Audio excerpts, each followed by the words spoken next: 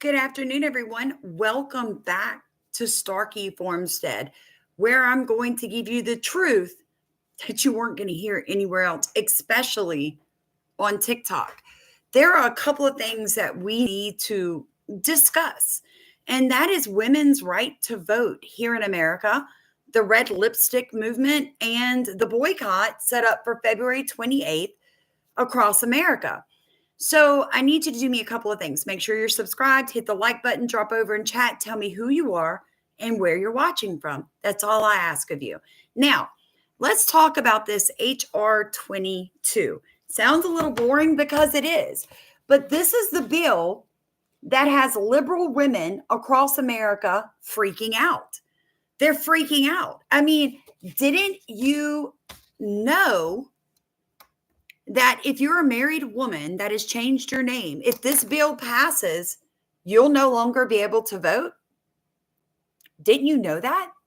And didn't you know that even if you're elderly, if this bill passes, you can't do a mail-in vote anymore? Your vote won't count unless you go in person. Those are all things that I heard on TikTok this morning. Yep. So what did I do? I printed the bill. And then I spent about 4 minutes speed reading it. And guess what I found out?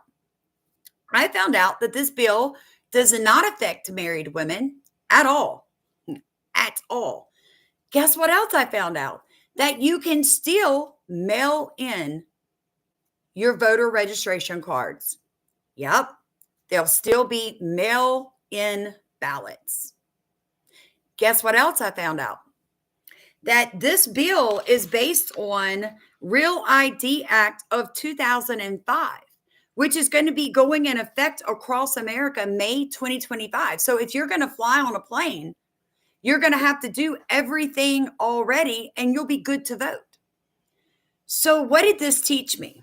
This teaches me that liberal women don't know how to research. It's embarrassing because they call themselves the party of educated people, right? Oh, they're so much more highly educated than the rest of us. Yet for some reason, they can't bring receipts when they're chattering all over TikTok. It's embarrassing to watch. As a woman, I'm kind of ashamed at how low these ladies go to try to convince people that the Republican Party is out to take women's voting rights away. Well, let me give you a little history. The Republican Party fought to free slaves. The Republican Party fought so women would have the right to vote.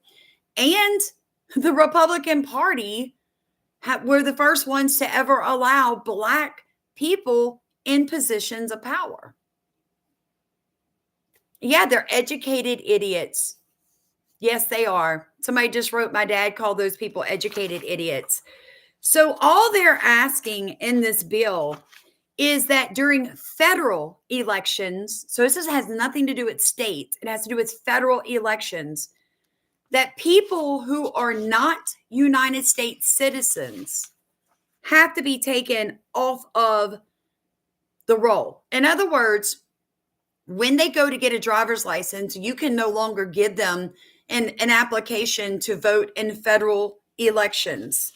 Unless they can prove they are a citizen of the United States, which means all of us are going to have to prove we're citizens, which, I mean, think about this. Isn't that how a country works? We're a sovereign country based on law. So why would anybody have a problem with only citizens voting? I mean, I'm not part of your family. How would you like me coming in and telling your family you had to spend your money or raise your children? Just saying, guys. It's embarrassing to listen to these liberal women. Not to mention, I have found a Pew Research paper that recently came out that said that liberal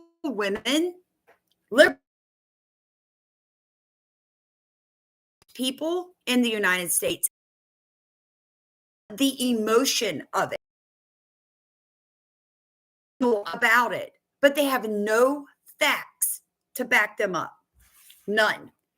Now, right now, across TikTok, all you find are these women who are showing off their red lipstick and lecturing the rest of us as to why you should be wearing your red lipstick. Yeah. You need that red lipstick, ladies. There are some claims coming out against Colorado officials. And let me show you guys why. Why the red lipstick is so important.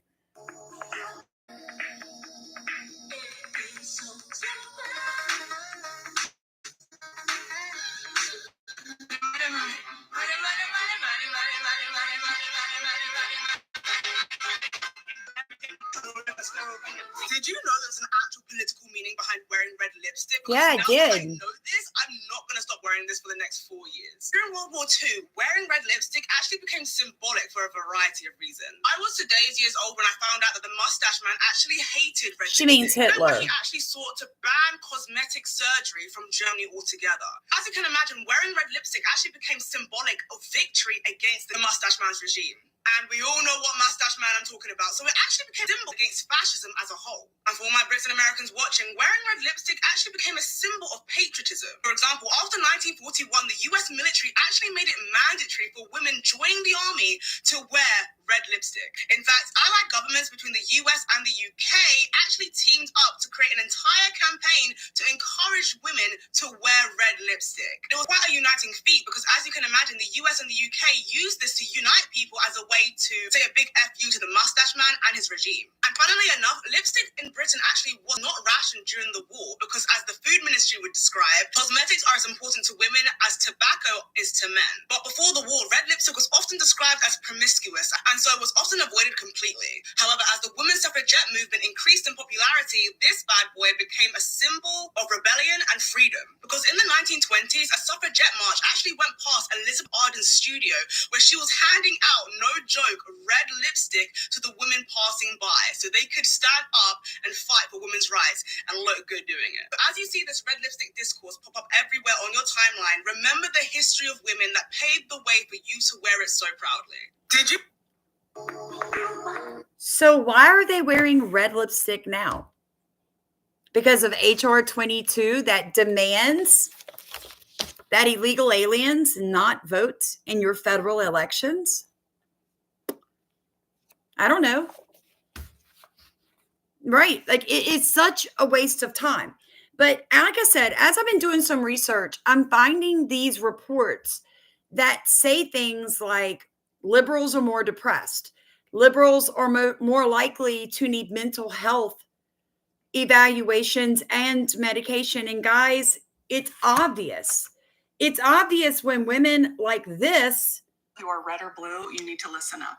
If you are a woman that has changed your name from your birth certificate, let's say through marriage, and you took your husband's name, you are no longer eligible to vote if this bill passes the Senate. It's already passed the House. So wake up. I am awake. 69 million women have changed their last name from their birth certificate and would be ineligible to vote. This bill also requires that you have to register to vote in person. Doesn't matter if you're elderly, disabled, doesn't matter, in person. And a driver's license will no longer do. You have to have a passport or your birth certificate. But if you've changed your name at all from your original birth certificate, you're fucked. Okay? So we need this bill not to pass. It goes both ways. Republican, Democrat, doesn't matter. Ironically, the bill is sponsored by the Republican Party. My Senator Mike Lee from Utah is a big proponent of this bill, but I'm just going to read you. It goes both ways on both parties, okay, are not exempt from this. Because if you're talking about which states possess more passports, it's blue states. It's the Democratic states. Red states are going to suffer from this in a very big way. Now, just to put it into perspective, there are approximately 146 million American citizens that do not possess a passport. 153 million Americans voted in the last election. Yeah, that's the kind of nonsense you find on TikTok. And again, guys, I know that this is not like, wow, Sam, so interesting, keep my attention. But you need to know she is misinformed. What is it saying that you're going to need? It says, this is what they're requiring. All right, documentary proof of United States citizenship. As used in this act, the term documentary proof of United States citizenship means with respect to the applicant for voter registration, any of the following: a form of identification used consistent with the requirements of the Real ID Act of 2005. So what is that? That is the same thing that you've got to have coming May of 2025 to fly on airplanes. So you can do it to fly on an airplane, but you're too lazy to do it to vote in a federal election. It makes no sense. A valid United States passport or the applicant's official United States military identification card, or a valid government issued photo identification card issued by federal, state, or tribal. So the American Indians, you can still vote. 5, a valid government issued photo identification card issued by federal, state, or tribal. Identification described in paragraphs 1 through 4, if presented together with one or more of the following: a United States certified birth certificate. All right. B, an extract from a United States hospital record of birth created at the time of the applicant's birth. C, a final adoption decree in case you were adopted. D, a consular report of birth abroad for a U.S. citizen. So if you live abroad, you just got to go to the consulary and get your thing. E, a naturalization certificate. F, an American Indian card given to you by Homeland Security, or in general. Okay? You have to provide. It says the state shall not accept and process an application to register to vote in an election for federal office unless the applicant presents documentary proof of United States citizenship. Folks, you have to provide all this crap to get your Social Security card, to get your disability, to file your taxes, to open up a bank account.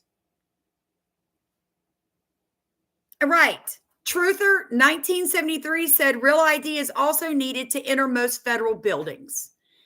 They're not asking you for anything that you don't already have in your possession unless you're not a legal citizen.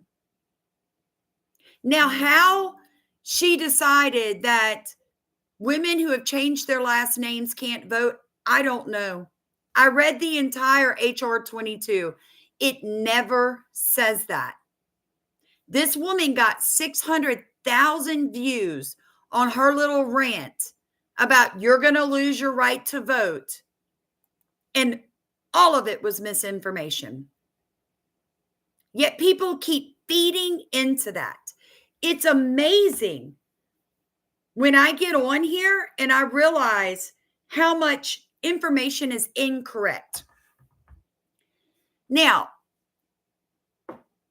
I want you guys to understand. A lot of you tell me, "Oh, Sam, I saw a content creator saying that, Trump doesn't have his right mind. He doesn't really know what he's doing." Please don't send me that. I'm not watching these people. I don't watch content creators mainly. I skim through a lot of it because I'm sick of how wrong they get everything. Like this. So what are you going to hear about today? Things like housing insecurity. HUD does that, but I guess the DOE does at least make sure there's funding for kids who are homeless that go to school. Things like empty bellies. Except the Department of Agriculture is the one that takes care of school lunches and breakfasts, not the DOE. Things like a lack of health care. No access to FMLA for their families so that their parents can't stay home with them when they're sick. FMLA comes from the Department of Labor. Musk gets his way. 15% of public school students in America will not receive the programming they need. Here's what she doesn't tell you is how much of that funding actually comes from the state. So of that 10 to 15% of students that she's talking about, the funding from the DOE itself is about 10 to 15%. The rest of it, 80 to 90% of it, comes from your state. And Title I for low-income students funds about 7 to 10%. The rest, again, comes from your state. Overall, a good chunk of the DOE's money does go towards that. It's about 20 to 25%. But again, overall, in your state, we're looking at 7%, 7 to 10%, or 12 to 15%, depending on which sector we're talking about, low income. Yeah. There are some claims coming out against Colorado officials when it came to that apartment complex in Aurora, Colorado. This is interesting. Buckle up. These claims are coming from America First Legal. We're going to call them AFL. So AFL got a hold of the Aurora Police Department's records. Those records are showing that the Aurora Police Department knew for over a year that gang, Tren de Aragua, was in Aurora in that apartment complex, but they never warned the public. They didn't do anything about it, and the only time they actually acknowledged it was when the gang took over the whole apartment complex. Oh, and it gets worse, because apparently there's this organization that helps place these Venezuelan migrants, and they may have actually placed them at this property. Aurora Mayor Mike Hoffman later blamed Denver Mayor Mike Johnston for using federal funds from Biden's America Rescue Plan Act to contract with these nonprofits to move migrants from Denver into housing located in Aurora apartments. So basically, the Denver mayor offloaded these immigrants onto Aurora. I mean, these are some serious allegations. That would mean they knew for a whole year that these people were a threat to society and they didn't do anything about it. And they knew that they had taken over this apartment complex, and instead of removing them or dealing with it, they condemned this whole apartment complex. Like, pretty much gift wrapping an apartment complex. Like, here, we don't want to deal with it, so you just take it. Like, what? And you'll all remember, we were gaslit for months about that whole situation. It was being downplayed. We were being told that that's not really what was happening. And I do have to say, these are just allegations. I am not saying any of this is a fact, but if this ends up being true. So much is coming out about the Democrat leaders and the Democrat Party right now. They are panicking. Thank you, Stanton 2033 for the super chat. Love you. You guys are amazing. Yeah, they're honeypots. You guys, you have to understand that all of these people in power have nonprofits set up, and they fund the nonprofits. Not only that, their spouses write grants. Watch. Explaining his connection to USAID. Stopped. Doesn't matter. You have a contract. So, Turquoise Mountain, which my wife Shoshana runs, has a contract, had another $1 million to go. Money just stops. Oh, hold on. Wait, there's a contract between some organization and USAID, and the contract stopped. And hold on, his wife ran that organization, and they were supposed to get another $1 million, another $1 million from the U.S. government, and that just stopped. What organization does his wife run? This is funny. It's called the Turquoise Mountain Foundation. You can't make this up. The Turquoise Mountain Foundation exists to teach Afghani peasants about degenerate modern art. So this is in some ways often called the first piece of conceptual art. این رقم می‌بینیم نمونه یه بعض مردم اولین کار هنر مفکوری میگن. Does anyone know what it is? شما کسی می‌فهمه چی است؟ I don't expect the ladies to know. کامود است. Exactly. An artist called Marcel Duchamp, who's very important in Western art, put this toilet in an art gallery about 100 years ago. That's where your money's going. Your money is going, or was going until Trump got hold of it, to pay off the wives of British politicians turned Yale professors to teach Afghanis who probably have more important things on their mind about how perverse Western anti-artists decided to pretend that urinals and toilets were, Caravaggio paintings in the early 20th century. I'm just saying, you guys, this is why liberals are more prone to mental health issues. It's this stuff. Now, I'm going to show you this guy. Personally, I think this guy ought to be arrested. Let me see if this is part of it. party as your mayor. Hold on. This guy right here, listen to what he says, okay? I'm a secret. I'm a mixed person. I'm black and I'm Mexican. But right now, kind of the black is high, like as hell at the moment. So pretty much, I'm asking y'all, can I get an extension? I'm just asking, this is an official submission to extend my Black History Month. Can I get the whole month right now? Just because outside is like, y'all know what I'm saying. You know what I'm saying. So like, now this guy please, goes go by ahead, the go name of Real Darius. He thinks he's a comedian, but he actually calls for someone to go and kill Elon Musk and President Trump. Everyone's in danger. Honestly, Drake didn't try hard enough for me. I don't even feel bad no more. Because that's me. That's a song about me. I'm going to call a bomb threat. I'm calling a bomb threat. The NFL, I'm going to call in and I'm going to say everyone is in danger.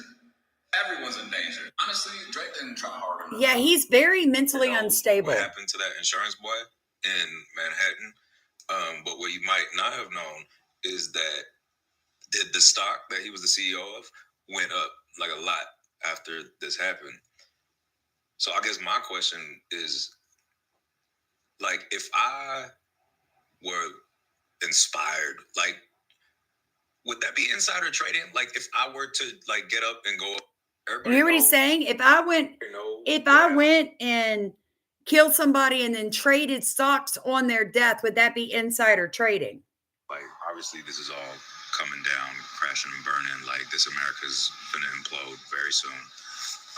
This country is doomed. But I do want to know, like, how long we have left. You know what I mean? Like, I like a definitive.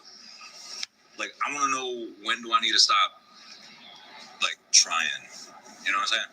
I need an end date, right? Because if it's still like many years, it's like I'm on shift, right? And it's like, is it 11 o'clock or is it 4:30? Because you get very different versions of that depending on the time.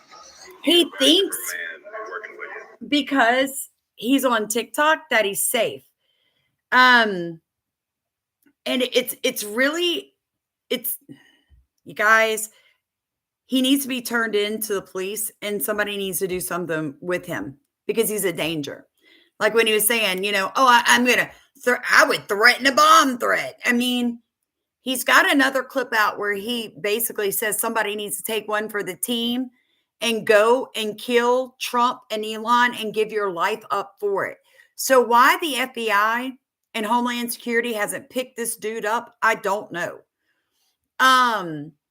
So somebody said, do I consider the U.S. aid the mother love of honeypots? Nope. I'm going to tell y'all right now, if you've not had a chance to go watch my Fort Knox video, let me explain something to you guys. The flooding in Kentucky is not accidental. Rand Paul requested about 10 days ago for Doge to go audit Fort Knox for the gold.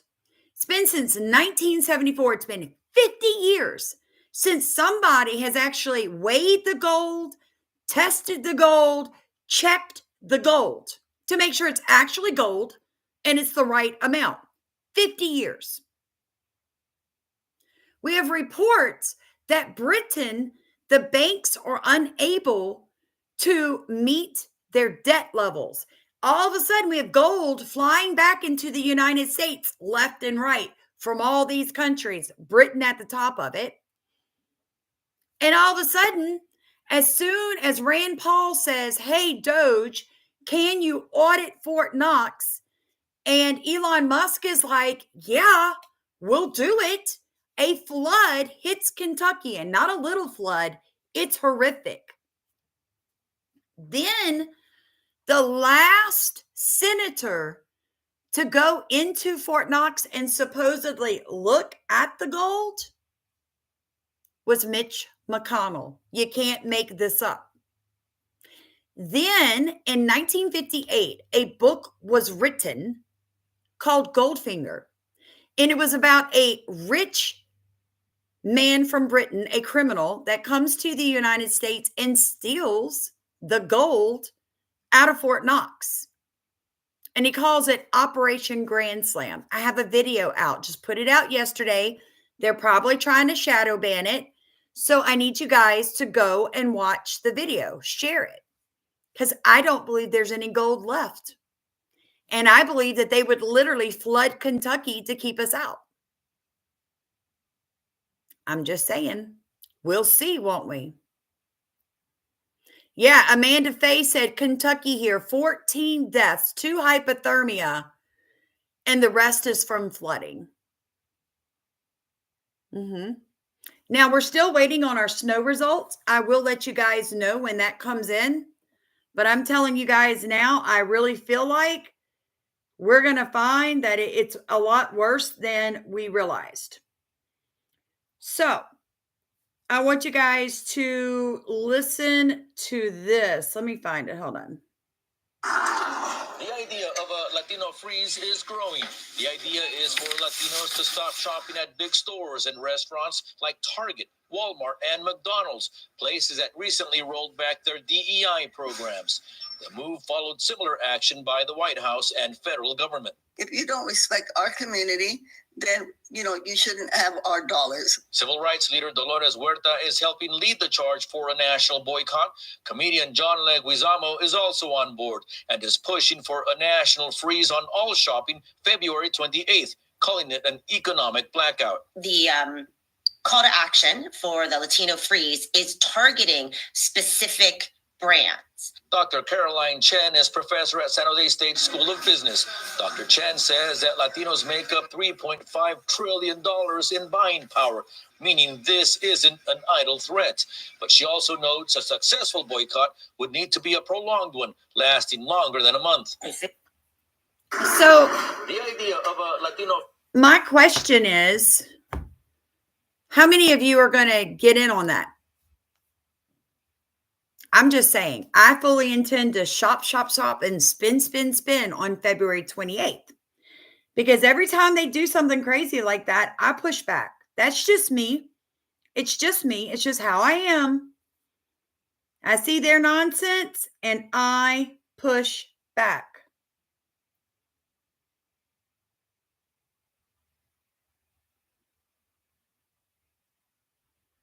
Taxpayer dollars. She's only been in Congress for 2 years, and her net worth is $9 million. Her salary is only $174,000 a year. So that means in 2 years she would have only made $300 and something thousand. But she got Jasmine Crockett on a townhouse, a $1.5 million loft, a $1.5 million lakefront cabin. What businesses or things like that is she involved in that she's indulging in to, get her $9 million in 2 years? Because most people, when they go from making just $174,000 and they end up getting a net worth of $9 million, folks talk about what they have done to get there. Like, they start having interviews and how you became a millionaire and stuff like that. Like, what's going on here? And why is it that all of these people that has so much to say about what Elon Musk is doing and have so much disdain towards what Doge is doing, they all got net worths of multiple millions of dollars when their salary is only a couple $100,000. Hers is just $100,000 and some change, but net worth over millions of dollars, bro. And yet all of them are mad at Elon and Doge for going through, looking at where the money's being spent and placed at. Crazy, bro. No, I have to say, I have seen the best news reporting on TikTok are the young African Americans, the young blacks, the men and the women. They have literally dissed the Democrat Party. They have jumped off of it. They're totally against it. I love it. They're like my favorite ones to watch because they don't care how you feel about it. They're going to tell you the truth. On this vote, the ayes are Ilion removed from Foreign Affairs Committee. With one answering present, the resolution is adopted. So Ilhan Omar is off. She is off of the Foreign Affairs Committee. They voted her off. Bureaucrats woke up today to a big, you're fired. 1,000 workers at the VA, fired. 2,000 workers at the Department of Energy, fired. 3,000 workers at the U.S. Forest Service, fired. And 1/10 of the CDC was fired too. It's all happening over Zoom. They log on, get fired, and are made to evacuate the building in 30 minutes. Elon just called himself the weed killer. We do need to delete entire agencies as opposed to leave part of them behind. It's kind of like leaving a weed. If you don't remove the roots of the weed, then it's easy for the weed to grow back. Musk says, how many agencies do you really need to run a country? 99? Not 450, that's for sure. Musk is a corporate turnaround artist, and the government's his new pet project. The world's richest man's been sleeping on a couch and sometimes the floor of the Eisenhower building. Just yesterday, Elon and Big Balls gutted $115 million of fat federal contracts, and they've gotten the libertarians turned on. The United States should not be the sugar daddy for the entire world. I agree. $15 million was awarded to Taliban-controlled Afghanistan to distribute oral contraceptives and condoms. USAID spent $32,000 in Peru to create a comic featuring a trans hero to address social and mental health issues. What does that have to do with diplomacy? I guess the U.S. is now the travel agent for the entire world since they spent $50 million on Tunisia's tourism. USAID gave $87.9 million to help Afghans farm, and incidentally, farm poppy, the plant from which opium is extracted. As of 2021, Afghanistan supplied 90% of the world's heroin. I thought the saying in the U.S. was just say no to drugs. Just say no. How about we just say no to... People are really scared. Oh, really scared. 12 days ago, people knew where their next paycheck was coming from. They knew how they were going to pay for their kids' daycare. Well, according to Glassdoor and ZipRecruiter, the average salary was about $72K a year, going from 53 to about 157. Must be It's a pretty nice. greasy salary there, Dry. So they're worried about where it's going to come from, but they'll be good. They'll just get another job. People are scared. So scared. Their medical bills, and then all gone. Overnight. 18 million people are laid off in the U.S. per year, and they don't get on 60 minutes because they're afraid. All gone overnight for Christina Dry and Adam Overnight. Duport, fired this month in the chaotic shutdown of foreign aid distributed by the U.S. Agency for International Development, USAID. Notice how Scott Pelley framed that. Chaotic shutdown. Was it chaotic, Scott? Or did they offer a huge chunk of them a buyout, and then after they didn't take it, they said, okay, goodbye. Bye. That's so laughable. Foreign aid. Yeah, Politico received $8 million from USAID. Is that foreign aid, Scott? More than 8,000 USAID employees were sent home by the administration. Oh, no, 8,000? Yeah, and almost 1,500 of them got an 8-month buyout offer. Remember when 8,000 active duty service members were fired for not taking a mysterious procedure that they felt might be hazardous to their health? Where was the 60 minutes for that, Scott? And that's just active duty service members. What about all the first responders, policemen, firemen, nurses, doctors, hospital workers? What about them, Scott? Soggy legacy news demon, saying demon things on a demon show. Where was that energy for the military? Somber sadness from a crusty serpent. They're not looking for competency. They're not looking for if you're good at your job. They're looking for pure loyalty tests. And if you don't give it, you will be punished. Yeah, that sounds familiar. Adam, like when you got fired for not taking a magical potion that you didn't think was good for your body. And they had to leave the building. And these are folks who had decades and decades of public service serving USAID across the administration. Handing out your money. And the cop, and the fireman, and the first responder, and everybody else. And they were never able to walk back in the building again. Ever. That's how firing works. Yep. Why should they go in the building? To get a freaking take-up from the kitchen? There was no process. No one explained to them why Nobody they were explained. being relieved. Shut the hell up, Scott! With your concerned face, there was no... Shut up, Scott! To my knowledge, they received an email, and then if they didn't leave the building, they were escorted out of the building. Oh. Yes! Cry me a crocodile, tear demon. Nobody cares that you lost your job. Maybe if you didn't help them send $20 million for a new Sesame Street show in Iraq, we would care about your bill. People are maybe really scared. Oh, no. But I remember my husband showing up for work 3 months ago, walking on the job site, and at the end of the day, getting a pink slip. We didn't get 8 months of paid for anything. Just, hey, job's over. Here's your pink slip.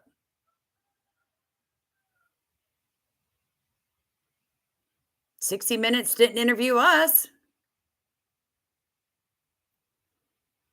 Miss Karen said the gal they showed was a fake. She works for a speech-making company. She never worked for USAID. I love it. They're so thick with their misinformation that it hurts. Watch this one.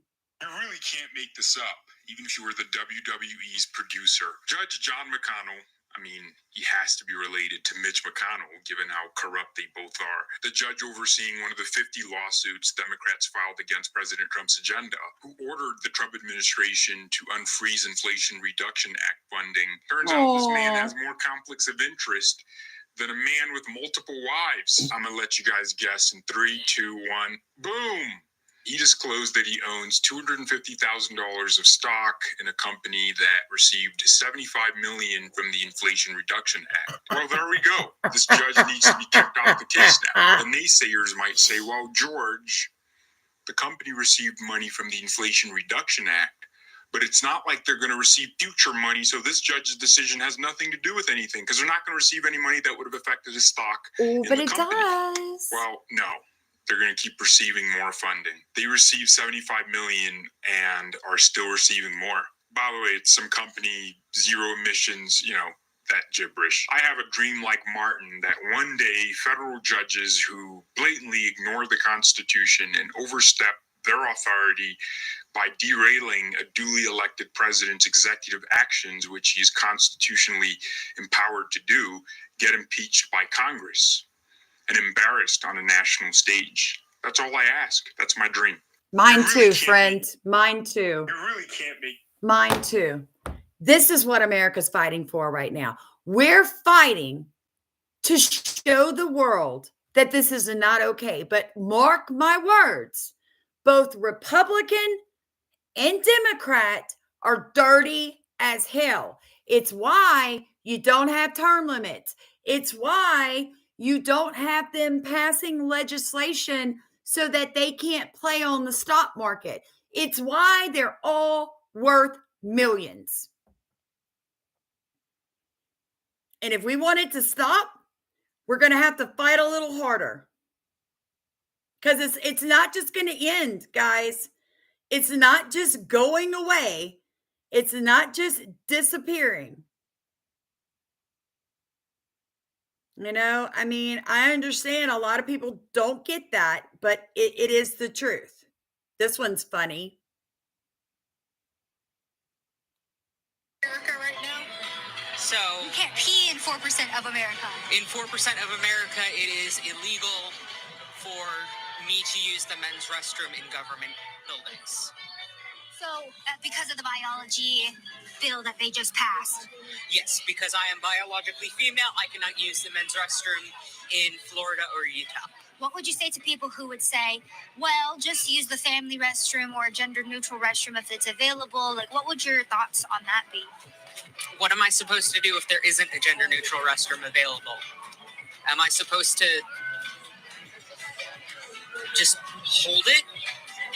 Or am I supposed to just wet my pants? Literally, there's no point to it other than to keep trans people out of the spaces they belong in, because, they use the excuse of like, oh, how are you going to know if it's someone claiming to be a woman just to get into the women's restroom? And it's like, those people are going to be doing things in the restroom that are going to set off red flags. You don't need a... So basically, let me get this straight.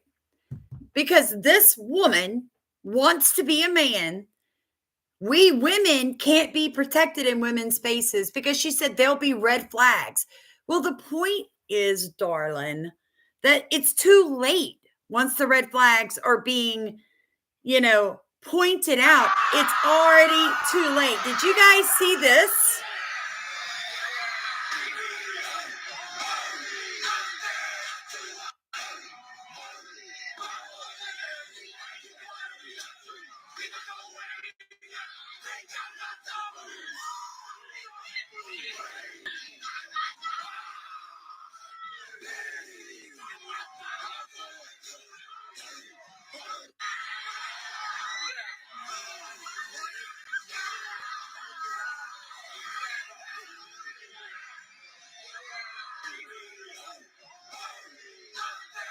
I'm going to tell y'all.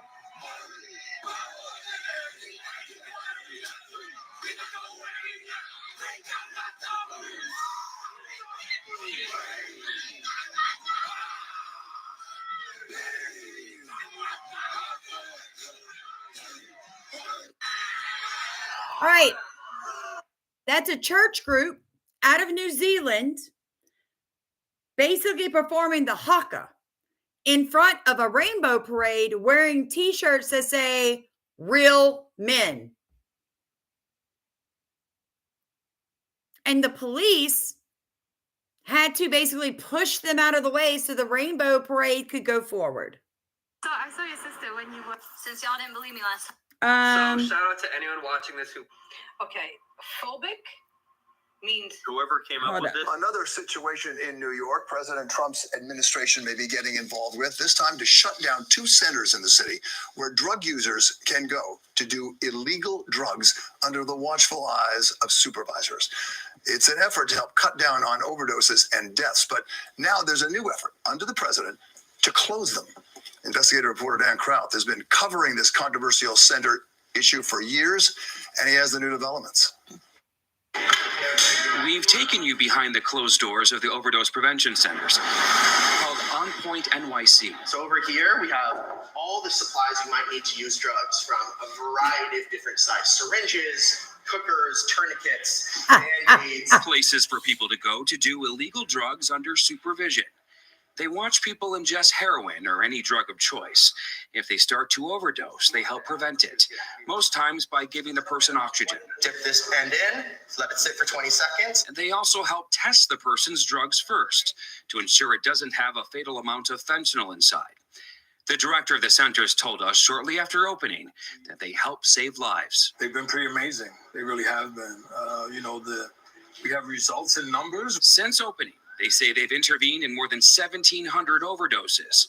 But opponents say the centers do the opposite. they are encouraging people to use by giving them a community center to go to and to use heroin is something that is encouraging addicts, not helping them. Congresswoman Nicole Miliatakis has been a longtime opponent of the centers that opened up under the previous presidential administration. They should not be anywhere in the city of New York. They're operating illegally. It is against the federal law. She sent this letter to the newly confirmed Attorney General, asking her to shut down both locations in Washington Heights and East Harlem, along with any others that have popped up around the country. They don't work, these heroin injection centers. In fact, they've attracted crime to the neighborhood, but also drug dealing. And it does not make sense, and they should be shut down. In response to her efforts to shut down the facilities, the director of On Point NYC sent us a statement that reads in part, "This work is not just vital, it's transformational. Lives are being saved, hope is being restored, and healing is possible." The centers also have services like substance abuse treatment. I'm going to be really honest with you. Some of you guys know my background. So in 2005, I've broken 38 bones in my life. So let me start with that. I have metal plates in both of my feet. It's just me. I was a very tomboyish young woman. It's very rough. So 38 bones. My neck's been broken twice. So in 2005, I was sent to pain management by my doctor while I was a school teacher. I weaned myself off because I was breastfeeding. They put me back on it in 2007. By 2009, I was an addict. This was before they held Purdue liable for the Oxy and Roxy that they were selling. Now, let me be honest with you guys. From 2009 to 2020, I was an addict. Any drug you put in front of me, I was willing to do it. Any way I needed to get high. What they are doing here is horrific. And anybody that has ever been an addict and then gotten sober will tell you these people should be arrested. So, what saved my life? My parents, God, and the police. Because what did they do? They arrested me. And my parents refused to bond me out. And guess what I did? I had a hard detox. And guess what happened? I served my time. And then I got sober. So let me tell you, when you enable your loved ones by giving them cash when you know they're an addict, or bonding them out of jail because you feel sorry for them, you're part of the problem. I love my parents because my mom and dad told me, no, we're not coming to get you. At least we know you're safe. They saved my life because they were willing to do what it took to see me get sober. And it wasn't rehab. Rehabs don't really work either. But I tell you what does work: going to jail and not getting bonded out. You're going to get sober. NASDAQ index lost. There's 5 things. Have you been given any assurances that Ukraine will have an equal? Oh my God. What up? Is that real? I'm almost. Did you guys see that video of that lady? Have a good. Is that just? Hold on, guys. I'm looking for it. I remember. I was looking for it. This conservative lady correctly pointed out that liberals have higher rates of depression and mental illness. This depressed liberal seems to think he knows why. Let's see what he has to say. It's because we're smarter than you. It's because we're all a lot smarter than you. Oh, that's me. No, literally, the higher your IQ, the more likely that you are going to be diagnosed with depression. Nope. And sleep difficulties. Nope. You ever hear the phrase, ignorance is bliss? You ever hear the phrase correlation doesn't equal causation? This video is just deeply ironic because on the one hand, he's saying that he's smart and has a high IQ.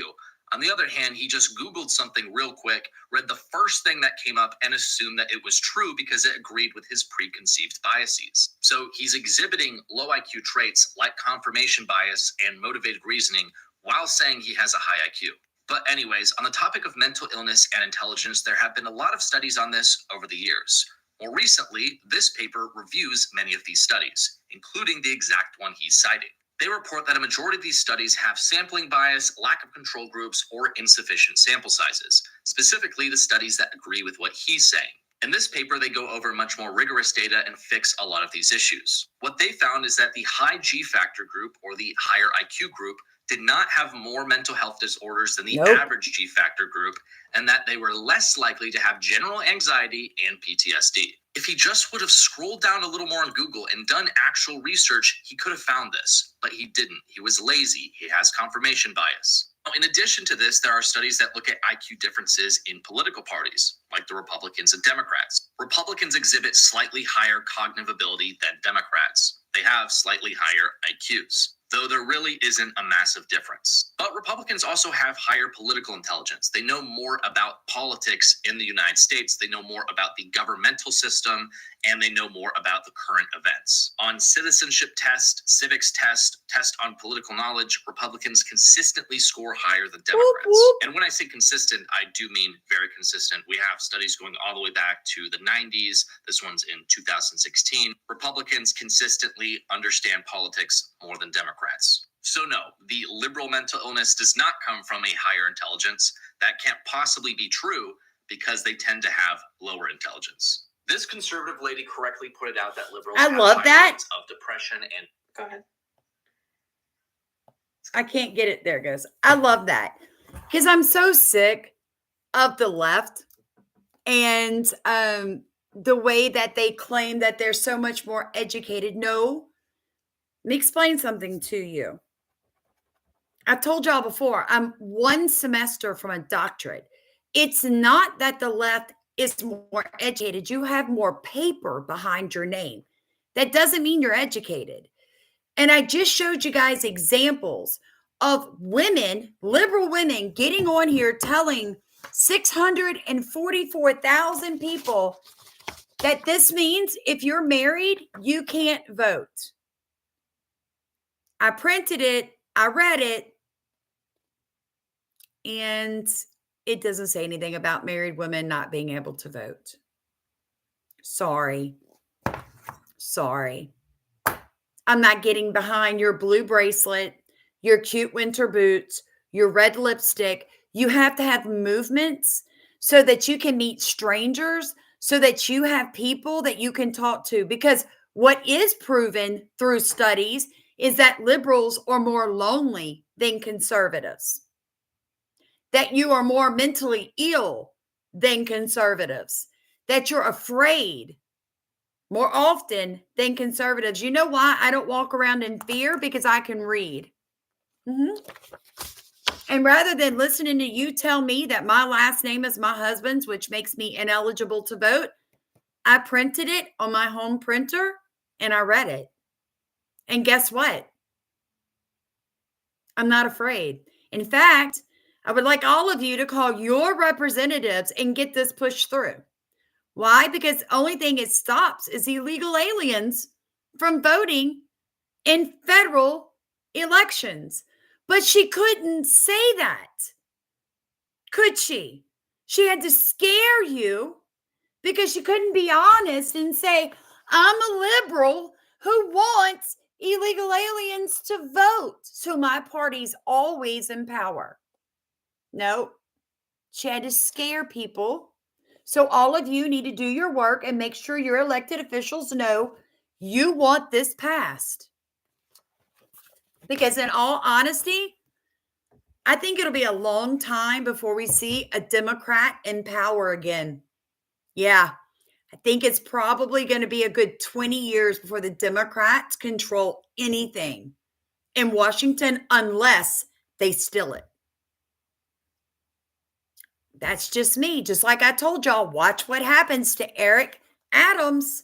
He's going to work with Trump's administration to deport illegal aliens out of New York City. Watch. Within the next month, the deportations in New York are going to ramp up, and it's because he doesn't want to be prosecuted. I told y'all that yesterday. I was the first person to put it together. I'm telling you guys, he's going to deport as many as possible. Oh, Miss Bonnie, I am. I guarantee it. I love you guys so much. Make sure that you like, comment, subscribe. Please share this video with everybody. I have to go. My husband will be home for lunch in about 5 minutes. And I'm a conservative woman who feeds her husband at lunch. And guess what, ladies? I don't take anything for mental illnesses. Shocker! Sam ain't depressed. What? Sam doesn't have to go to mental health appointments. Sam's not lonely. Just saying. Hey, liberals, you might want to try it. It's called loving others more than you love yourself.